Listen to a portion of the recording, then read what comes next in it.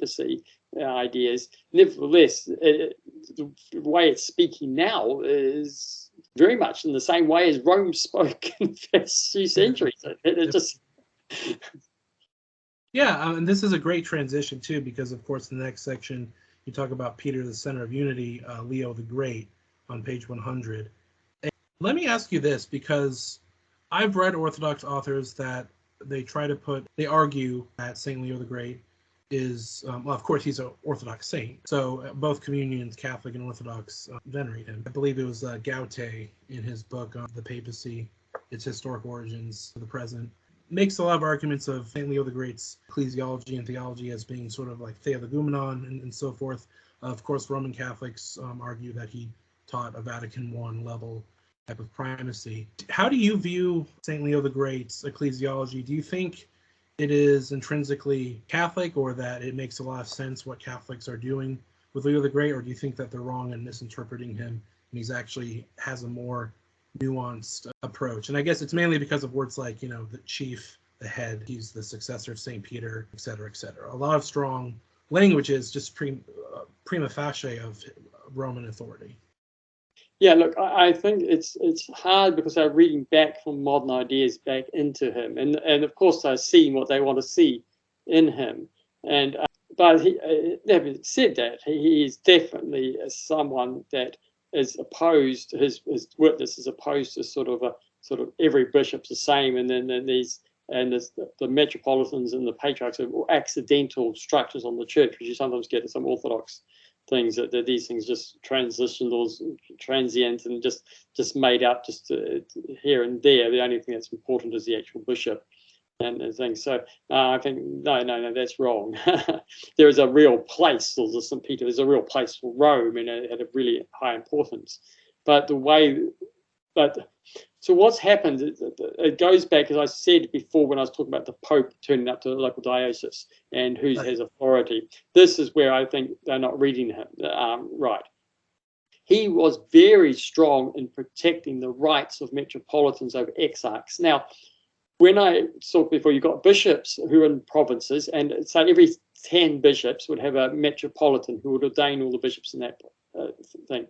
Then above that, you have the patriarchs in their cities. But in between, and especially you get this with Constantinople and Rome, in the Roman Empire, what you got was the provinces, and the church mapped itself onto the imperial structure because it was very helpful for the church structure to be mapped onto something tangible, which helped set the church structure in place. But it wasn't slavishly following that. So if a new so what they have is the metropolitan cities like Ephesus and Nicomedia and stuff. They were metropolitan cities. The bishop there was given greater honor than the bishops of the other cities. And he was in charge of the synod as such in the territory, the region of which that was Roman territory, that's metropolitan see. Now later, when another city was made up to metropolitan see in the secular sense, the church said, you can give a title and honor, but he never replaces the church one. The church one's already established. That's our structure. We don't follow the empire, but even though we use the empire as a tool to organize ourselves at the start, we're not following it as such. And I think this is an important distinction to be made. So anyway, so you've got the provinces. They were grouped together in what confusingly, but they were called dioceses in the Roman Empire, which was a number of regions. Now, the diocese was led by exarch, what was called an exarch. Now, in Alexandria, the Patriarch of Alexandria, it was fitted one diocese. So the Patriarch and the exarch were one and the same. Same with Antioch, it was one diocese and the Patriarch. Now, Jerusalem almost had a little subsection of that diocese, and the church carved out its own little patriarchate inside of there. So 3 or 4 provinces and were given under Jerusalem. But Constantinople was patriarch of 3 exarchs, Thracia, Pontus, and Asia. And Rome had about 6 or 7 dioceses under its patriarchal control. And so these were the heads of these dioceses, super regions, were called exarchs. So what often you'll see is St. Leo writing to these exarchs, they don't interfere with the ordinations of the metropolitans in there. You have no right to do so. That's their role, not yours.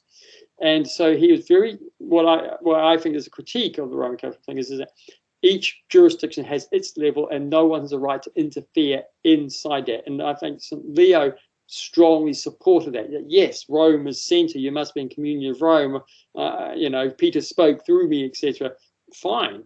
But he respected the rights and the jurisdictions of the other sees. So even if he was interfering a little bit in Jerusalem when there wasn't a patriarch, he'd send his own man to do his, that's fine. He has overall general care of the church, and if the structure's not there, he'll try to fix it. Sometimes he overextends himself, just like Constantinople, we would say today, has overextended itself. Doesn't mean that it's wrong or it ceases to be that, or what it says is necessarily right.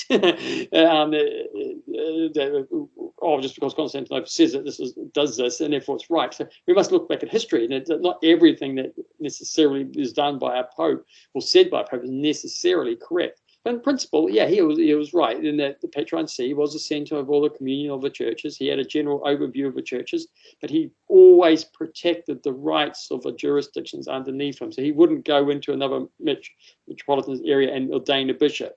That's the right of the metropolitan. And so he is very strong in guarding those. And these sorts of things are not being picked out by a lot of Roman Catholics. They just take the Petrine stuff and fail to really go in depth through all what he understood and how he implemented his authority and power, and these subtle nuances where the difference between Roman Orthodox really hits the road. That's why I like the Decretals of Pope Gregory VII, because they really clarify where the papacy had separated from the Orthodox tradition, and there weren't things that were necessarily there before. That's why he made the Decretals.